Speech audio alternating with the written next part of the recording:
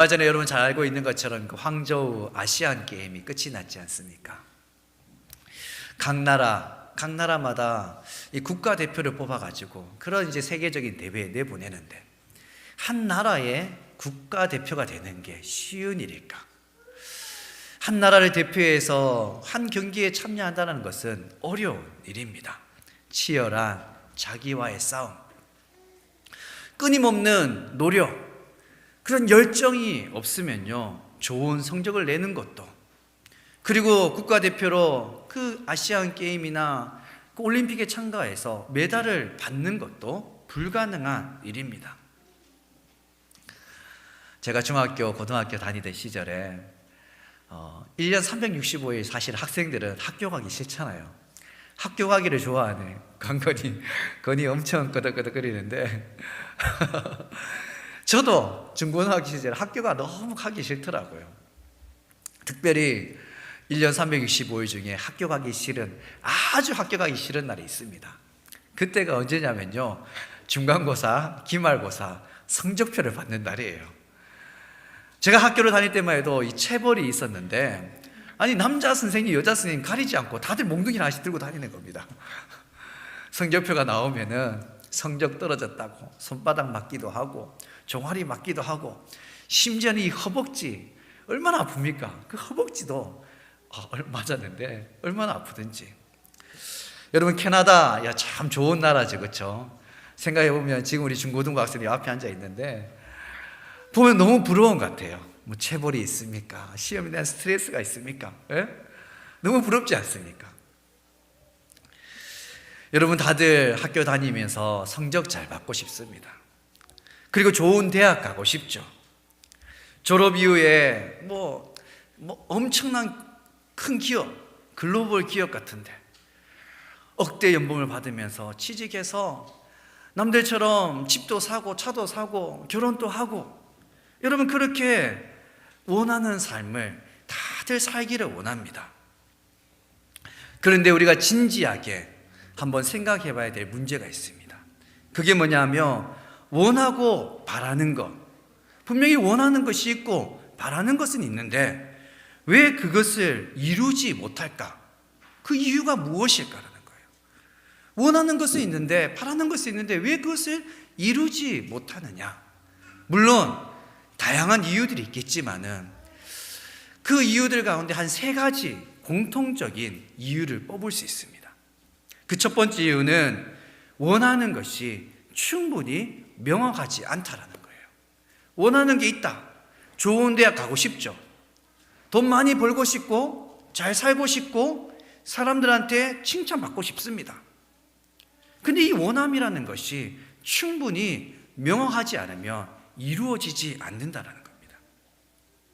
두 번째 이유는 뭐냐면, 원하는 것이 충분히 명확해도 실행 목표가 현실성이 없기 때문이라고 합니다. 예를 들어서 이런 겁니다. 공부하고는 담을 쌓았던 한 친구가 갑자기 나 의사가 되고 싶어 이러면서 의대를 간다고 하면은 그게 가능한 일입니까? 불가능한 일이지 않습니까?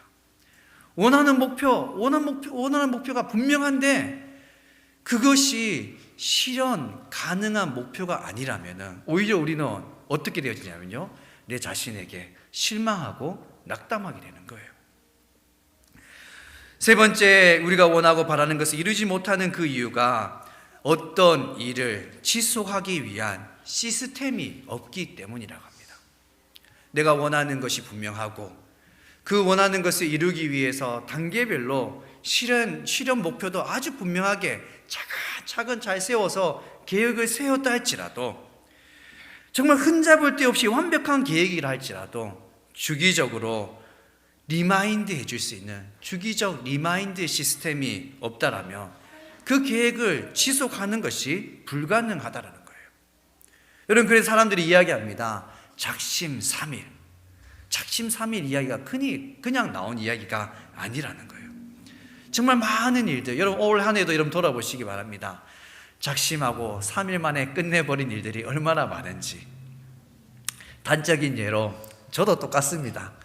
영어 좀 잘해봐야지 이러면서 하루에 영어 단어 몇 개 외우고, 그래 1년 365일 하루에 한 문장만 외워도 365개의 문장을 외우는 건데, 야, 그 정도면은 뭐 1년 후면은 진짜 말 잘하지 않을까?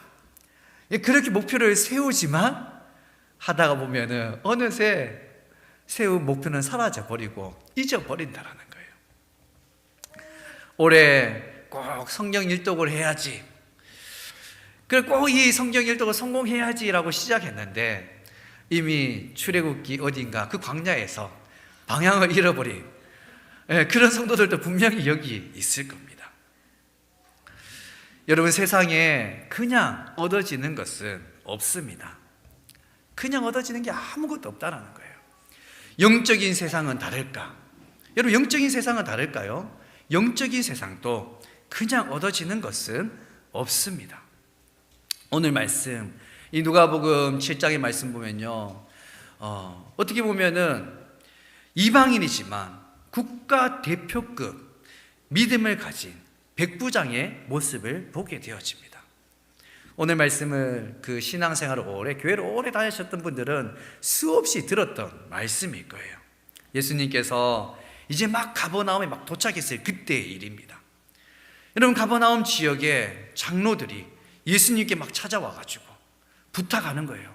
예수님, 이 지역에 어떤 백부장이 있는데 그 백부장이 죽게 된 것도 아니에요. 백부장의 종이 죽게 되었으니까 빨리 가서 그 종을 좀 살려달라고, 그렇게 유대인의 장로들이 가서 예수님께 부탁을 하는 겁니다. 2절 말씀 여러분 보시기 바랍니다. 2절 말씀인데요, 어떤 백부장의 사랑하는 종이 병들어 죽게 되었더니, 백부장의 종이 죽게 되었다, 사랑하는 사람이 죽게 되었다. 여러분, 그냥 그 사람이 포기가 될까요? 사랑하는 사람을 살릴 수 있는 방법이 있다라면 그 가능성이 단 1%라 할지라도 사랑하는 사람을 살릴 수 있다라면 이 백부장이 무슨 일이든 다 했을 겁니다. 그런데 이제는 그 단 1%의 가능성도 사라져 버렸다. 여러분 한번 생각해 보시기 바랍니다. 밥맛이 날까? 일이 손에 잡힐까? 하루하루 사랑하는 사람이 죽어가는 그 모습을 바라보는 것, 이건 얼마나 괴로운 일입니까? 병들어 죽게 되었다. 인간적으로 보면요, 단념할 수밖에 없는 상황입니다. 그 상황에서 이 백부장이 이방인인데 누구에 대한 소문을 듣게 되어집니까? 여러분 3절 말씀, 우리 같이 한번 3절 말씀 보도록 같이 보겠습니다. 예수의 소문을 듣고 유대인의 장로 몇 사람을 예수께 보내어 오셔서 그 종을 구해 주기를 청한지라. 아멘. 예수의 소문을 들었다라는 겁니다. 예수님께서 가는 곳마다 병자가 낫고 안진뱅이가 일어나고 귀신이 떠나가고 죽은 자가 살아나는 그러한 기적과 같은 일들이 예수님께서 가는 곳곳마다 예수님 통해서 일어나고 있다라는 이 소식을 백부장이 듣게 된 겁니다. 그는 가만히 있을 수가 없습니다. 죽을 병에 걸린 종을 예수님이라면 살릴 수 있지 않을까, 그런 믿음이 그 마음 가운데 생긴 거죠. 그래서 백부장은 유대인 장로들을 불러가지고 유대인 장로들에게 제발 저 예수님을 좀 이곳에 모셔와 달라고 그렇게 부탁했던 겁니다. 그런데 이 백부장의 믿음이 정말 더 대단한 것은 6절과 7절 말씀이지 않습니까? 6절과 7절 말씀 여러분 잘 보시기 바랍니다. 예수께서 함께 가실새 이에 그 집이 멀지 아니하여 백부장이 벗들을 보내어 이르되 주여 수고하지 마옵소서, 내 집에 들어오심을 나는 감당하지 못하겠나이다. 그러므로 내가 주께 나아가기를 감당하지 못할 줄 알았나이다. 말씀만 하사 내 하인을 낫게 하소서. 아멘. 말씀만 하사 내 하인을 낫게 하소서. 굳이 수고하면서 자기 집까지 오지 않아도 그냥 예수님 그곳에서 말씀만 하셔도 병들어 죽게 된 이 종이, 나의 종이, 사랑하는 종이 낫게 될 것이다. 그렇게 백부장이 고백을 한 것입니다. 이 백부장의 고백을 들으시고 9절에 예수님께서 다음과 같이 말씀하십니다. 같이 한번 같이 보겠습니다. 예수께서 들으시고 그를 놀랍게 여겨 돌이키사 따르는 무리에게 이르시되 내가 너에게 이르노니 이스라엘 중에서도 이만한 믿음은 만나보지 못하였노라 하시더라. 아멘. 이만한 믿음을 만나보지 못했다. 백부장의 믿음, 그의 믿음은 예수님도 놀라게 한 믿음이었다라는 거예요. 여러분, 결국은 종이 어떻게 되었을까? 결국 종이 어떻게 되었을까요? 우리 10절 말씀인데요. 우리 10절 말씀은 오늘 주일학교 아이들, 우리 중고등부 학생들이 한번 다 같이 한번 읽어봐 주시면 감사하겠습니다. 같이 우리 중고등부 학생들, 우리 주일학교 학생들 한번 읽어봐 주시기 시작.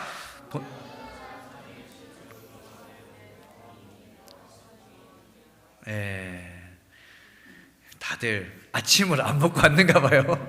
힘이 없네 우리 아이들이. 보내었던 사람들이 집으로 돌아가매 봄에 종이 어떻게 되었다고요? 이미 나았다라는 거예요.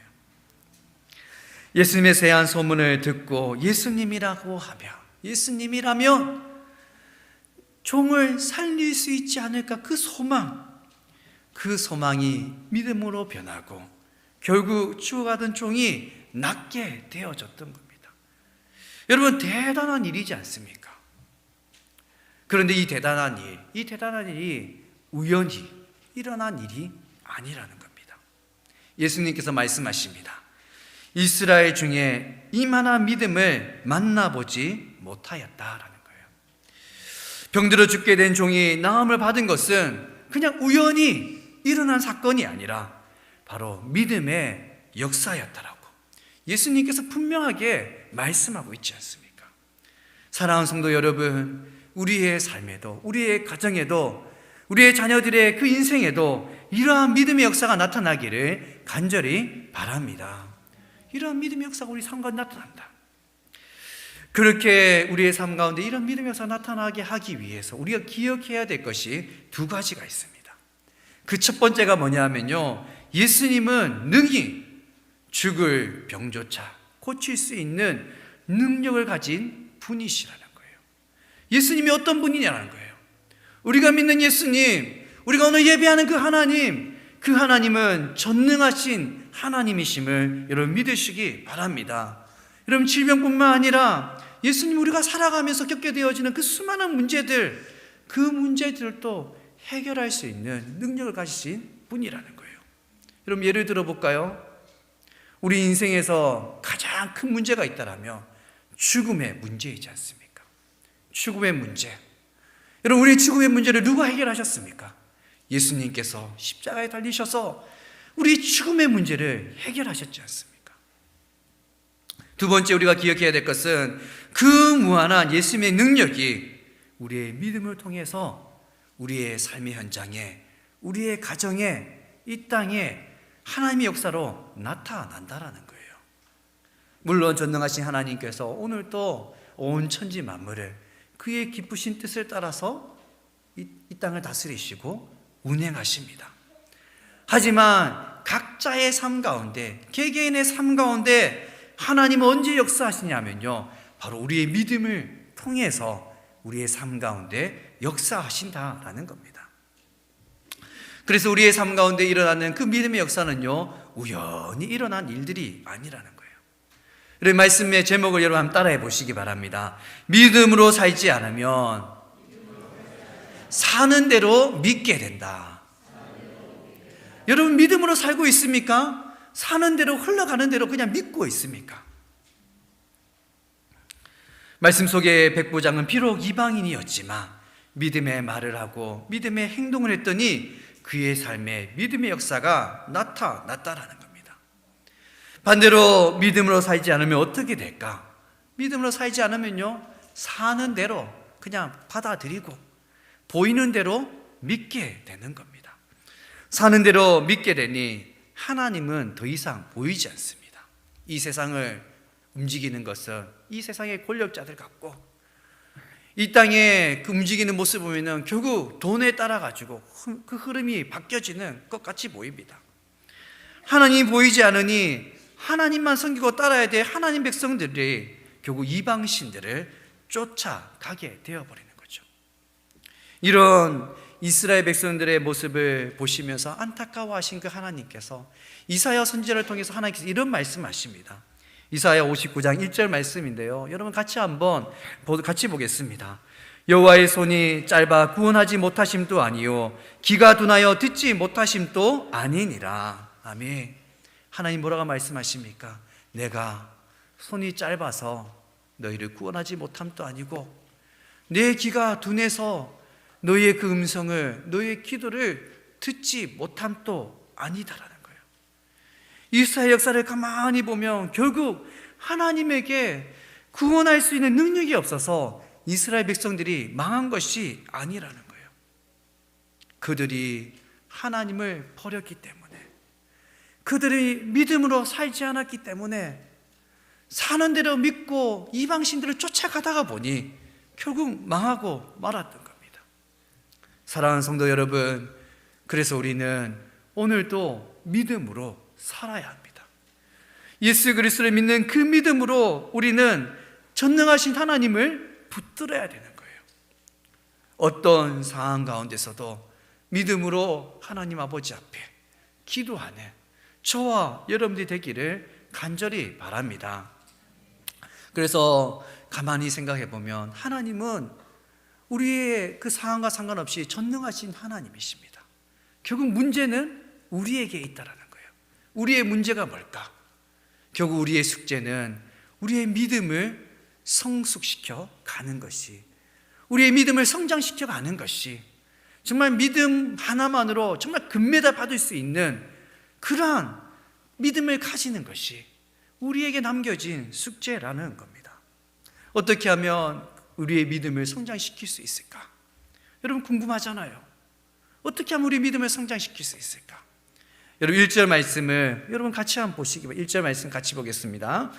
예수께서 모든 말씀을 백성에게 들려주시기를 마치신 후에 가버나움으로 들어가시니라. 아멘.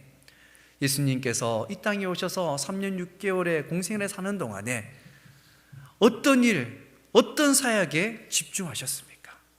바로 하나님 말씀을 가르치는 일, 모든 말씀을 백성에게 들려주시기를 마치신 후에 또 다른 마을로 가더라는 거예요.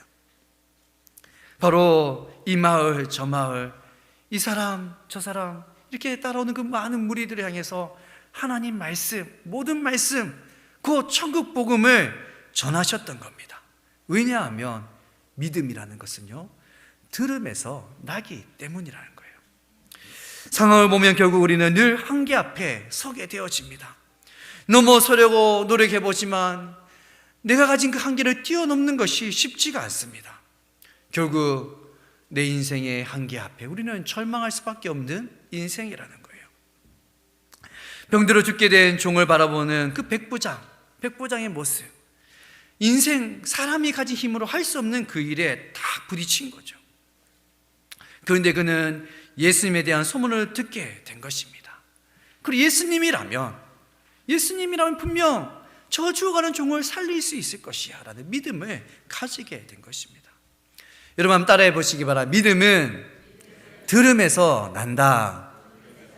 우리의 믿음은 이 하나님 말씀을 들음에서 난다는 사실을 여러분 기억하시기 바랍니다. 하나님 말씀을 통해서 늘 우리에게 새로운 길을 보여주십니다. 그래서 시편 기자는 캄캄한 밤에 하나님 말씀이 우리 인생의 등이고 우리의 길의 빛이다라고 말씀하지 않습니까?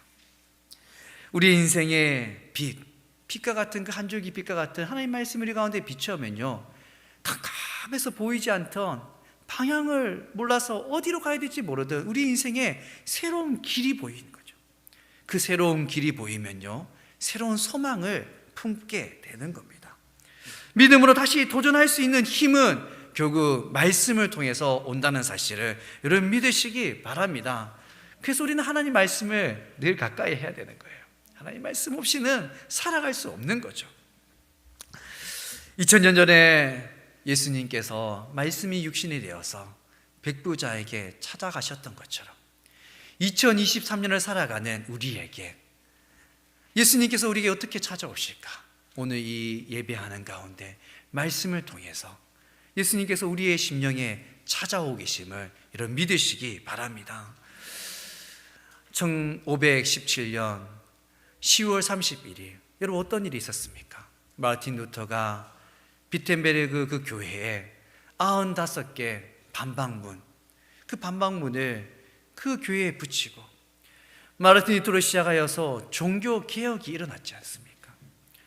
마르틴 루터를 중심으로 일어났던 그 종교 개혁자들이 공통적으로 외쳤던 것이 한 가지 있습니다. 그것이 뭐냐면 오직 성경이라는 거예요. 오직 성경, 말씀으로 돌아가자는 겁니다. 교회를 바로 세우기 위해서 여러분 중세교회가 얼마나 타락했는지 여러분 잘 알고 있지 않습니까? 그 타락해버린 교회를 바로 세우기 위해서, 신앙의 기초를 다시 세우기 위해서 다시 말씀으로 돌아가야 된다라고 그렇게 종교개혁자들이 외쳤던 겁니다. 여러분 2023년도 얼마 남지 않았습니다. 여러분 한 해가 다 가기 전에 원하고 바라는 것이 있었다라면 여러분 좀 더 분명하게 명확하게 원하고 바라는 것을 명확하게 하시고 실현 가능한 목표도 세워보시고 그리고 지속 가능할 수 있는 시스템도 스스로 만들어 보시기 바랍니다. 그뿐만 아니라 여러분 오늘부터 오늘부터 다시 말씀을 꺼내들고 하나님 말씀을 가까이 하시기 바랍니다. 정말 그렇게 하나님 말씀을 가까이 할 때 하나님 말씀이 우리의 인생을 이끌어가고 있다라는 것을 여러분 경험하게 될 것입니다. 오래전의 일입니다. 말씀대로 살려고 그렇게 노력했던 한 성도님이 하루는 신앙 상담이 필요하다고 저한테 신앙 상담을 요청한 겁니다. 그래서 찾아가서 이제 상담을 하는데 다른 이야기가 아니라 그 유튜브를 통해서 정말 다양한 목사님들의 설교 넘쳐나지 않습니까? 그 다양한 목사님들의 설교를 듣다가 보니까 그동안 옳다고 믿었던 그 신앙의 기준이 그냥 막 흐트러지기 시작하고 내가 지금까지 잘 믿었는 건가? 하면서 신앙의 슬럼프가 그 성도님에게 찾아온 것입니다. 믿음은 들음에서 난다고 했는데 그렇다면 설교를 많이 들으면 우리의 신앙이 더 성숙해야 되는 것이 맞잖아요. 그런데 왜 그 성도님에게 신앙의 슬럼프가 찾아왔을까? 다 훌륭한 목사님들인데 다양한 설교들을 듣는 것이 좋은 것이 아닌가? 여러분 어떻게 생각하십니까? 여러분 한 가지 저는 이제 그게 나쁘다 이런 것이 아니라 여러분 한 가지 곰곰이 생각해 봐야 될 문제가 있습니다. 오늘 이 아침, 여러분 주일 아침입니다. 그렇죠? 이 주일 아침에 하나님께서 각자에게 여러분에게 꼭 필요한 말씀을 하시기를 원하신다라면 저 토론토에 있는 목사님을 통해서 하실까? 저 한국에 있는 목사님을 통해서 하실까? 여러분 누구를 통해서 하나님이 여러분에게 오늘 이 아침에 필요한 말씀을 전하게 하실까? 여러분 가만히 한번 생각해 보시기 바랍니다. 만약에 저 토론토나 저 한국에 있는 목사님을 통해서 여러분에게 필요한 말씀을 하나님 하신다 여러분 생각하면 신앙생활이 무지 피곤할 겁니다. 왜냐하면 쫓아다녀야 되잖아요. 찾아다녀야 되고. 그런데 하나님 앞에 우리가 나오면요 이 강단에서 하나님 우리에게 필요한 말씀을 전해주고 있다는 사실을 여러분 기억하시기 바랍니다. 전통적인 그 설교학자들이 주장하기를 설교의 시작은 이 하나님 말씀이 설교의 시작이 되어야 된다라고 전통적인 설교학자들이 그걸 주장했었거든요. 그런데 이 전통적인 설교학자들이 지나가고 신설교학자들은요 그게 아니라 성도들의 상황, 컨텍스트, 그 컨텍스트에서 설교는 시작되어야 된다라고 그렇게 신설교학자들이 주장을 합니다. 이제 이 신설교학자들도 지나가고 이제 이제 그 지나간 세대 지금의 설교학자들은요 뭐라고 이야기하냐면요 설교에 있어서 이 텍스트와 컨텍스트 하나님 말씀과 청중의 그 상황은요 활의 양 끝과 같다라는 거예요. 활의 양 끝이 있어야지 활을 쏘을 수 있는 것처럼 그것이 설교에 당연히 녹아들어야 된다는 거. 정리해 보면 이런 겁니다. 설교에는 성도들의 그 상황이 반드시 반영되게 되어 있다는 거예요. 다시 말해서 다른 교회 목사님들의 설교가 다르게 느껴지는 것은 그 목사님이 자신이 목회하는 그 교회의 고유한 성도들의 상황 가운데 설교하기 때문에 그 말씀이 때로는 다르게 우리에게 다가온다라는 거죠. 이런 이해가 없이 들으니까 같은 말씀이 다르게 들리고 심지어는 그동안 세워왔던 신앙의 기준조차 흔들어져 버리는 것입니다. 사랑하는 성도 여러분, 하나님께서 왜 이곳에 아보츠포드 한인장로교회를 여러분 세우셨을까? 그것은 바로 여기서 함께 신앙생활하고 있는 우리들이 이곳에서 예배하고 이곳에서 기도하고 하나님 말씀을 통해서 우리가 훈련받게 하기 위해서 이곳에 교회를 세우셨다라는 겁니다. 지난 1년 6개월 짧은 기간 목회자로서 이민 목회를 해보면서 다양한 이민교회를 이야기를 듣기도 하고 이민교회 목사님들을 만나보면서 가장 마음 아팠던 부분이 뭐냐 하면 바로 이민교회 성도들이 이 교회 저 교회 너무 많이 떠돌아 다닌다라는 거예요. 왜 그럴까? 뭐 그 이유가 다양하게 있겠지만은 근본적으로 들여다보면은 이 교회가, 지금 내가 다니는 이 교회가 하나님께서 내게 허락하신 교회라는 이런 마음이 그들 가운데 없기 때문에 이 교회 다녀보고 저 교회 다녀보고 그렇게 떠돌이 생활을 하는 겁니다. 그러니 여러분, 이런 마음으로 이 교회 저 교회 다니고 이 교회가 하나님께서 내게 허락하신 내 교회다라는 마음이 없는데, 여러분 이 주일날 예배를 드리지만 이 강단에서 선포되어지는 그 하나님 말씀이 내게 주시는 하나님 말씀, 하나님께서 내게 허락한 말씀이라는 그 기대가 1도 성도들 마음속에 없는 것이죠. 여러분, 하나님 말씀을 듣지 않으니, 그 말씀을 내 말씀으로 받아들이지 않으니 믿음조차도 자라나지 않는 것입니다. 제가 매일 새벽에 기도하는 기도 제목 가운데 빼먹지 않고 기도하는 제목이 한 가지 있습니다. 제 기도 노트에 보면요, 그게 적혀 있어요. 이렇게 써져 있습니다. 성도들의 영적 상태를 늘 돌아보자. 성도들의 영적 상태를 늘 돌아보자라는 거예요. 그리고 갈로 해가지고 구원이라고 적어요. 구원. 교회 생활을 열심히 한다고 해서 다 구원받은 성도인가? 여기 우리 찬양팀이 앞에서 드럼도 치고 베이스도 치고 반주도 하고 안내도 하고 식당에서 봉사도 하고 가만히 보면 다 예배 잘 드리는 것 같지만 그 영혼이 정말 구원받았나? 그것조차도 모르면서 목회를 한다는 거 여러분 웃긴 일이지 않습니까? 그래서 저는 늘 새벽마다 하나님, 우리 성도들의 그 영적 상태, 정말 그 한 영혼 한 영혼이 구원받았는지 제가 잘 돌아보게 해달라고, 그게 날마다 기도하는 기도 제목입니다. 여러분, 뭐 제가 훌륭하다는 이야기가 아닙니다. 저보다 훌륭한 목사님들 얼마나 많은지 모릅니다.